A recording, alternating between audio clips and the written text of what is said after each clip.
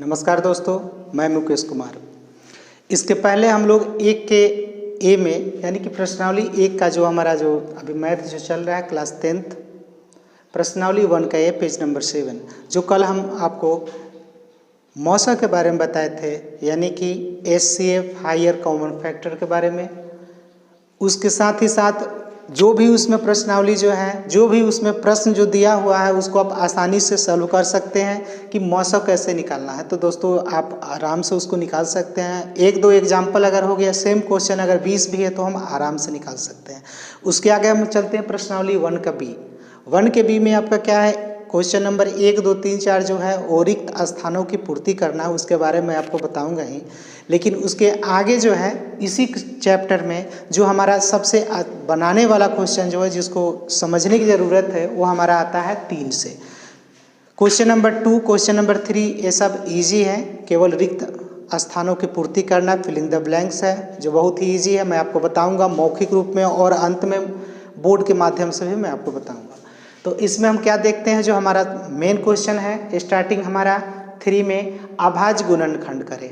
गुणनखंड का मतलब क्या होता है, उसको तोड़ देना। तोड़ने का मतलब है खंड खंड अलग अलग करना। जैसे कि इसका पहला क्वेश्चन क्या है 124 यानी कि 124।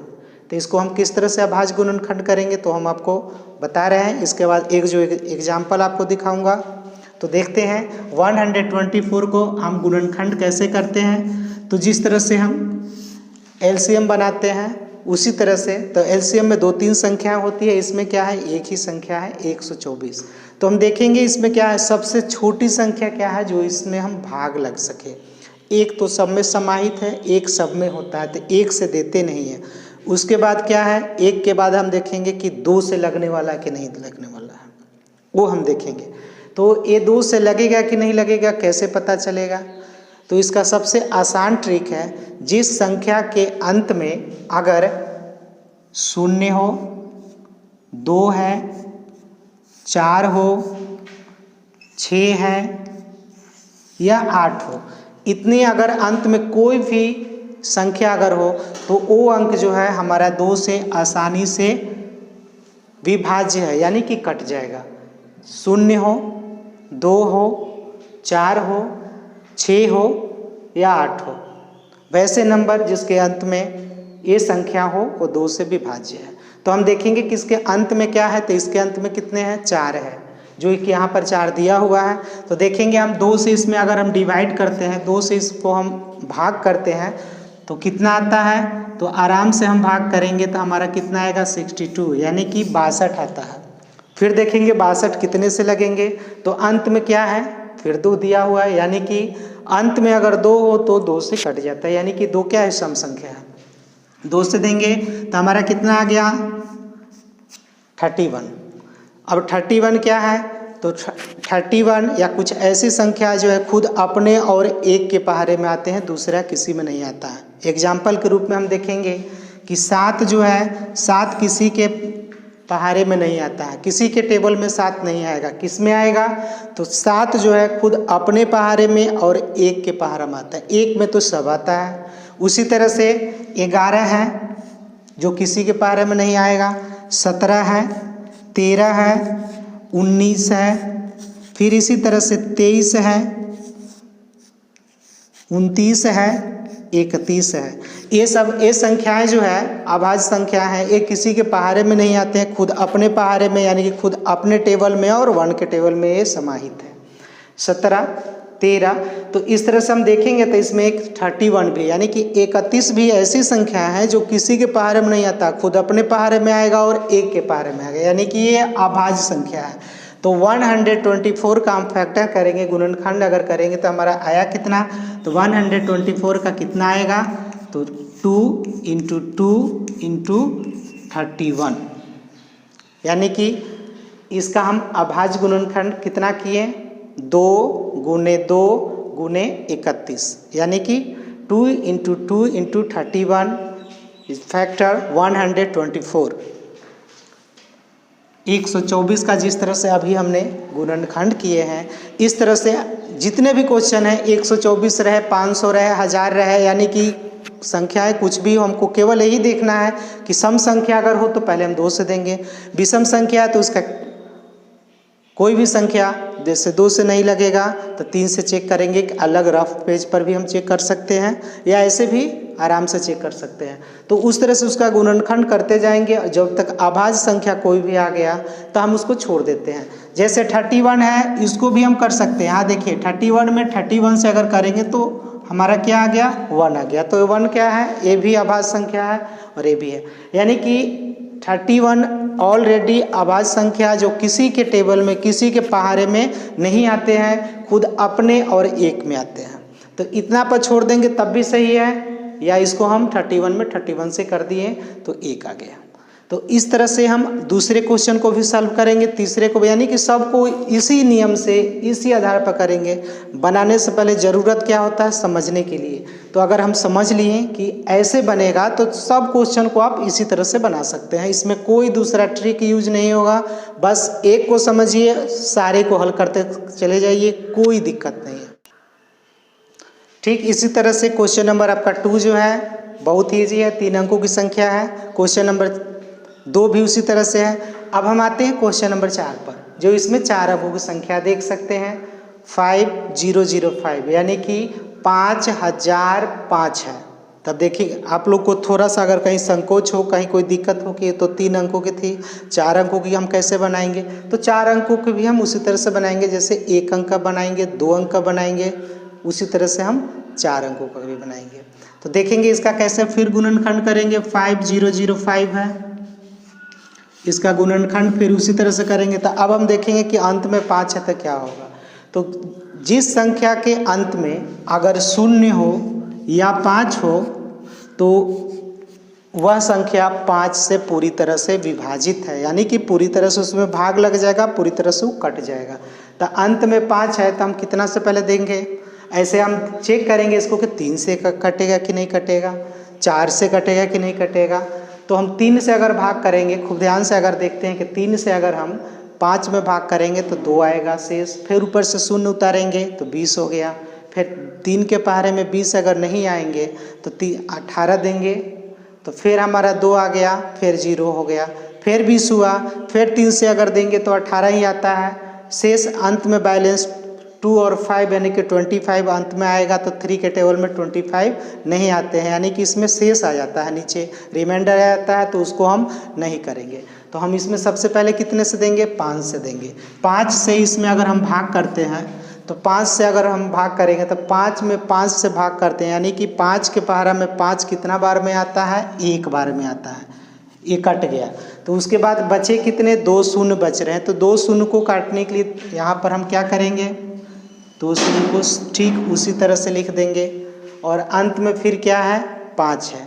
तो 5 में 5 से भाग करेंगे, कितना से कट गया, तो 5 में 5 से भाग करेंगे तो हमारा 1 से कट जाएगा, यानी कि 1001, यानी कि 1001 आ गया।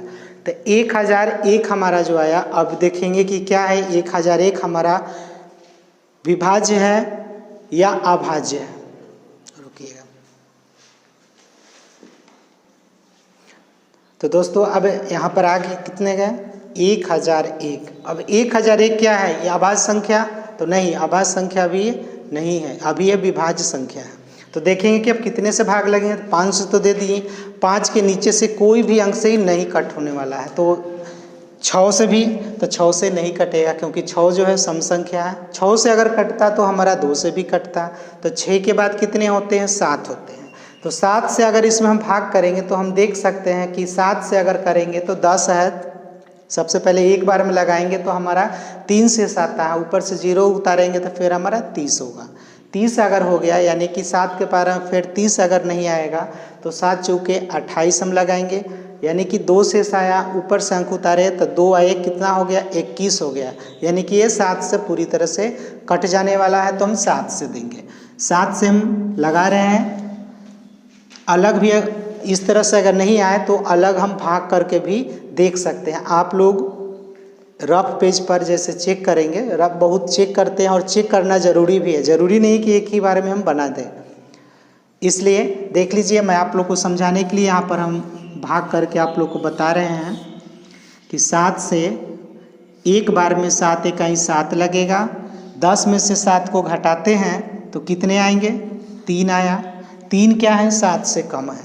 भाग तो आप लोग को आता ही होगा और विश्वास करते हैं कि 100 में 100 लोगों को, सारे लोगों को भाग आता होगा। लेकिन फिर भी यहाँ पर देखेंगे, ऊपर से अंक उतारे तो हमारा कितना फिर हो गया? 30 हो गया।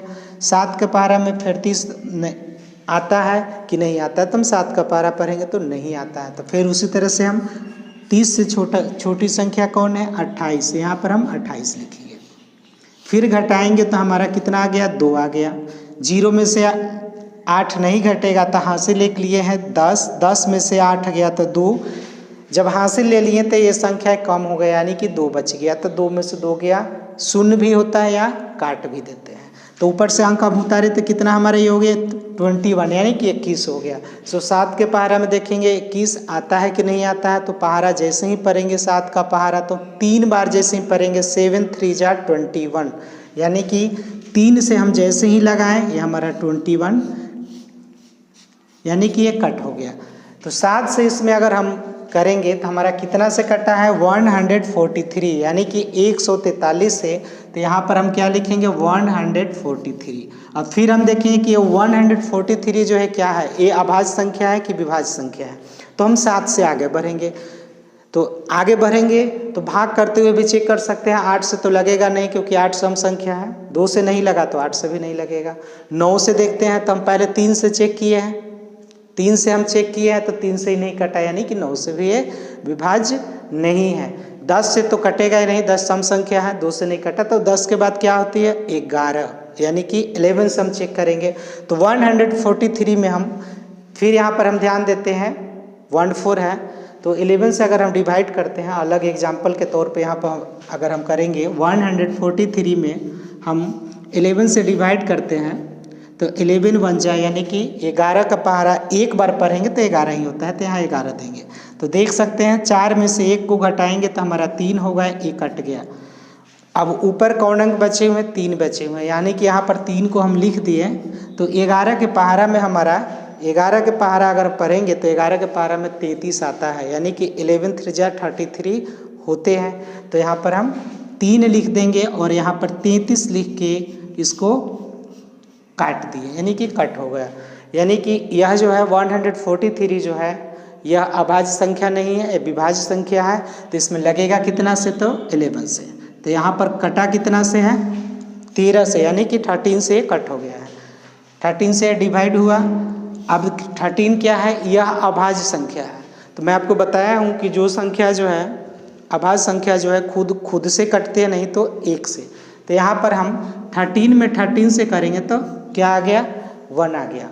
तो 1 हमारा आ गया। तो इसका यह जो है यह पूरी तरह से, अब सबसे छोटी संख्या 1 को कोई भी खंड नहीं करते। 1 जो है सबसे, 1 का मतलब होता है खत्म, यानी कि यह एकल संख्या हो गया, इसमें कोई संख्या समाहित नहीं है।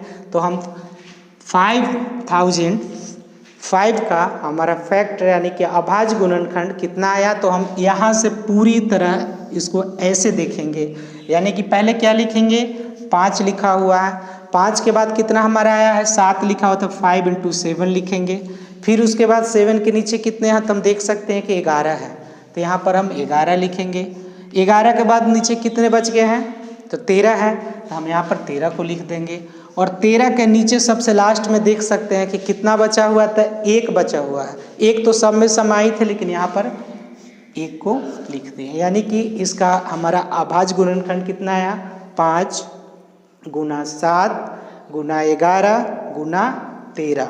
1 तो सब में है, गुना 1 भी बोलेंगे, यानी कि इसका अभाज्य गुणनखंड हमारा ये हुआ। इसी तरह से इसके आगे का भी है, जैसे ये 4 अंक का था, 5 अंक, 6 अंक, 7 अंक, सबको इसी तरह से बनाते हैं। तो एक क्वेश्चन अगर समझ में आ जाएगा तब सब क्वेश्चन को बना दीजिएगा, जो सेम बेस पर आधारित है। तो इसके आगे वाला भी सेम बेस पर आधारित है, तो उसको आप आसानी से सॉल्व कर सकते हैं। तो उसको बताने की ज़रूरत नहीं है, और बताने की अगर ज़रूरत होगी तो मैं बता भी सकता हूँ, लेकिन आशा करते हैं कि ज़रूरत नहीं होगी, लेकिन फिर भी मैं उसको बताऊँगा।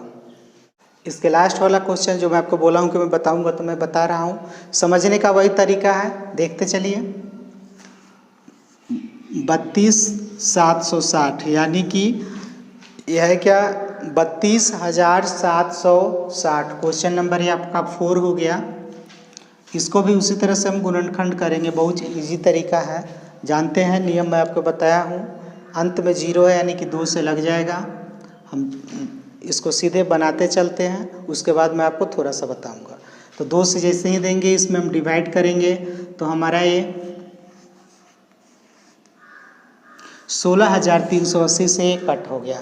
फिर इसमें हम 2 से करेंगे, 2 से फिर इसको हम अगर डिवाइड करते हैं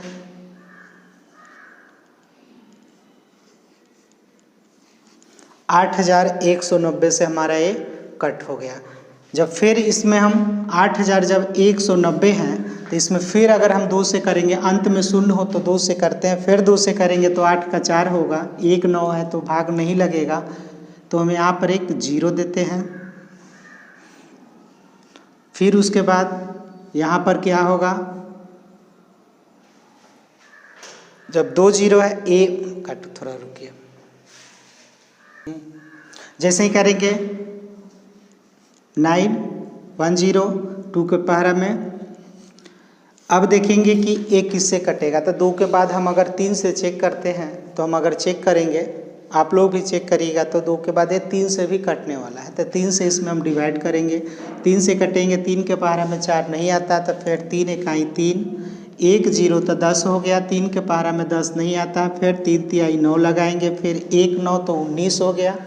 3 के पहरा में 19 नहीं आता है, तो फिर 3 छक हम 18 लगाएंगे, अंत में 1 5 है यानी कि 3 5 15 लगा देंगे, यानी कि 1,365 से हमारा पूरा कट गया। फिर हमारा ये 3 से फिर कटने वाला होगा, फिर 13 है, 3 के पहरा में 13 नहीं आता है, तो 3 चौका 12 लगाएंगे, 2 6 26 हो, 1 और 6 16 हो गया, तो 3 5 15 लगाएंगे, फिर 1 5 है तो फिर 3 5 15 लगाएंगे। अब हमारा ये फिर कितना से कट होगा, फिर हमारा ये 3 से नहीं, अब 5 से हमारा लगेगा। 5 से इसमें भाग करेंगे तो 5 के पहरा में 45 आता है, 5 9 45 होते हैं, ऊपर से 5 बचा हुआ है, 5 एकम 5 हो गया। अब इसको जैसे ही हम देंगे 91 है, तो 91 7 के टेबल में भी हमारा आता है और 13 में भी आता है। तो 7 के टेबल में हम पढ़ते कितना तक, हम टेबल केवल 10 तक पढ़ते हैं, लेकिन 91 जो है वो 7 से भी विभाज्य है। तो इसमें अगर हम 7 से करते हैं तो देखिए 7 के पहरा में 9 नहीं आता है, तो 7 इकाई 7 और ऊपर से अंक को हम उतारते हैं तो 2 और 1 तो हमारा 21 होता है। 21 का मतलब क्या होता है, 7 के पहरा में 21 3 बार में कट जाएगा, यानी कि इसका गुणनखंड हमारा कितना आया। टोटल सबको अगर देखेंगे तो कितना होता है, 2 × 2 × 2, यानी कि 2 3 बार है। 3 कितना बार है, तो 2 बार है,